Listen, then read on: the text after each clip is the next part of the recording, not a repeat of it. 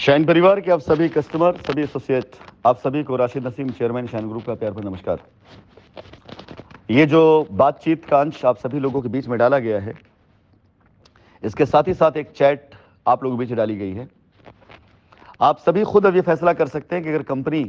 और कस्टमर मौका भी दे रहे हैं ऐसे एसोसिएट्स को जिन्होंने छोटा बड़ा सही कैसे भी पैसा अपने अकाउंट में लिया हो, और ये सारे के सारे लोग जो आज अपने प्रोजेक्ट चला करके कंपनी या मेरी नकल करना शुरू कर चुके हैं, आज उनको ऐसा लग रहा है कि जैसे वो धरती पर इन सभी कस्टमर्स के और सभी के भगवान हो गए हैं। मैंने जब ये मुहिम शुरू करी थी तो अपनी तरफ से मैंने ये बार बार आप लोगों से निवेदन किया था कि कोशिश करिए कि आप सबके ऊपर एफआईआर ना होने पाए, क्योंकि मुझको पता है अच्छे तरीके से कि जिस दिन ये एफआईआर होनी शुरू हो गई, इस पर एक्शन होना शुरू हो गया, तो ये एक्चुअली नॉर्मल एफआईआर नहीं कही जाएगी। ये 3-3.5 साल तक कस्टमर का, कंपनी का, एजेंसी का, कोर्ट का समय बर्बाद करने का और इसके साथ ही साथ न जाने कितने लोगों का नुकसान होने का भी आरोप आपके ऊपर लगेगा, क्योंकि आप सब वो वजह होंगे जिनकी वजह से सच्चाई सामने नहीं आई थी। आप सब वो वजह होंगे जिन्होंने अपने बैंक अकाउंट में पैसे लिए, जिन्होंने अपने हाथों में पैसे लिए। उसके बाद आपने कस्टमर को निरीह छोड़ दिया, आपने कस्टमर को गलत बातें कही, आपने कस्टमर को भड़का दिया, एफआईआर करा के कस्टमर को अकेले छोड़ दिया। आपको लगा कि आपकी जिम्मेदारी खत्म हो जाती है। आपने कंपनी से पाए हुए धन,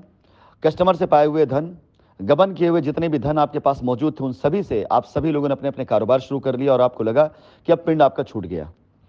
यह संभव ही नहीं है। अगर मैं जब तक जिंदा हूं, आपका पिंड नहीं छूट सकता है।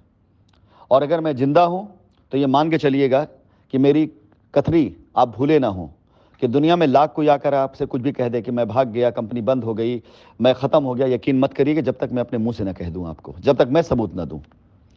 तो ये शुरुआत जो एफआईआर की हुई है, मैं एक बार फिर से निवेदन करूंगा उन सभी लोगों से जो इन एफआईआरों में नामित होने जा रहे हैं, जिनके ऊपर ऐसे आरोप लग रहे हैं। एक बार अगर ये क्रम शुरू हुआ और न्यायपालिका की नज़र में बात आनी शुरू होगी, जो कि अब आनी शुरू हो चुकी है, तो इसकी मीडिया पब्लिसिटी से लेकर के कोर्ट के अंदर इसकी प्रोसीडिंग से लेकर के एजेंसी की तरफ जो कदम उठाए जाएंगे, उसको आप बर्दाश्त नहीं कर पाएंगे, उसको आप रोक नहीं पाएंगे, उसको आप झेल नहीं पाएंगे।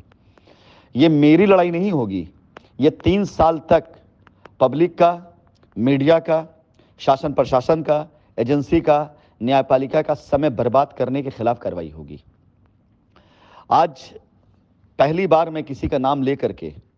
ये खुले तौर से कह रहा हूं कि जितने लोगों का मामला आशीष पटेल, ये कैरियर ग्रुप वाले, इनके साथ है, ये मेरी बाकायदा उस प्राइम लिस्ट के अंदर इनका नाम है जिन्होंने कस्टमरों से झूठ बोल करके शाइन में रहते हुए भी और शाइन छोड़ देने के बाद भी कस्टमर से पैसा लेते रहे, और अपना प्रोजेक्ट चालू करके इन्होंने जिस प्रकार से अपने कस्टमर को छला है, ठगा है। आप में से जितने लोगों का भी मामला इनके साथ में है, पर्सनल लेवल पर आप शेयर करें, मैं ग्रुप पे डालता जाऊंगा, और जितने लोग भी इनके खिलाफ लीगल एक्शन में जाएंगे,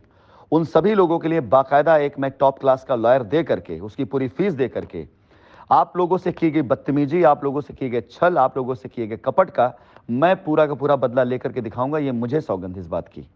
मैं कभी व्यक्तिगत तौर से किसी व्यक्ति के खिलाफ नहीं जाता हूं, लेकिन इतनी ढेर सारी वार्निंग देने के बाद, इतना गबन करने के बाद भी अगर कोई अपने कस्टमर के साथ इस व्यवहार में आ रहा है, तो विश्वास जानिए ये अपने लिए एक नहीं कई गड्ढे खोद रहे हैं।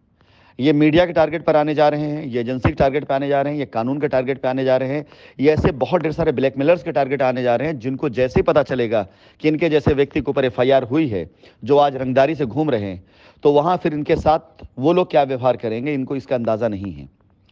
मैं फिलहाल निवेदन करूंगा उन सभी एसोसिएट से